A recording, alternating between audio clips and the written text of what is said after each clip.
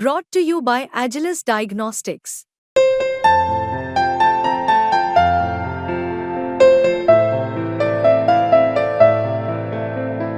Agilus Diagnostics.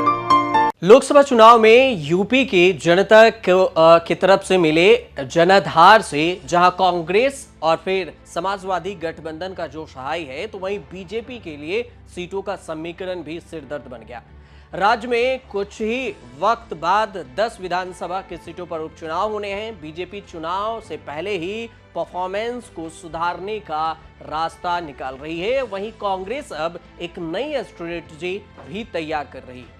क्या है strategy, आपको इस वीडियो में बताते हैं। कांग्रेस के एजेंडे में आरक्षण का मुद्दा हमेशा से रहा है और अब ऐसे में चुनाव से पहले अल्पसंख्यक मुसलमानों और फिर पसमानदा मुसलमानों के बीच में पैठ बनाने की कोशिश हो रही है और इसके लिए पार्टी का एक नया अभियान भी शुरू हो गया है और इसमें जुट गई। 26 जुलाई को राष्ट्रीय भागीदारी दिवस के मौके पर कांग्रेस पार्टी ऑफिस में अल्पसंख्यक विभाग एक बड़ा आयोजन कर रही है। इस आयोजन में देश भर के अल्पसंख्यक पिछड़े और अति पिछड़े समाज के नेताओं को साथ में लाने की कोशिश होगी। एक जागरूकता अभियान भी चलाया जाएगा।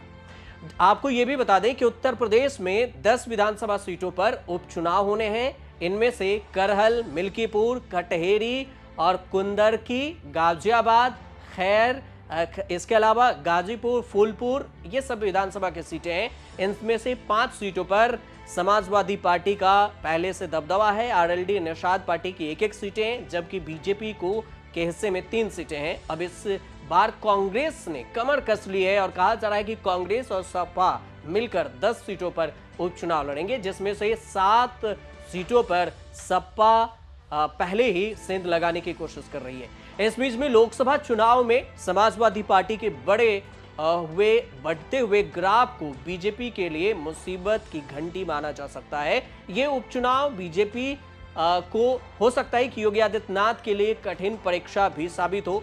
इस उपचुनाव में नतीजे जो भी आए, लेकिन क्या कांग्रेस के लिए पसमानदा मुसलमानों को अपनी ओर करना या उन पर राजनीति करना, उसमें कद बढ़ाना, ये मददगार साबित होगा या नहीं, ये तो आने वाला वक्त ही बताएगा। फिलहाल जो नई स्ट्रेटजी कांग्रेस की तरफ से तैयार की गई है, उसको लेकर काफी चर्चा हो रही है। अब क्या कुछ नई स्ट्रेटजी होगी, इसका कितना फायदा होगा, ये आने वाला वक्त में ही बताएगा। लेकिन फिलहाल आप देखते रहिए न्यूज़ तक।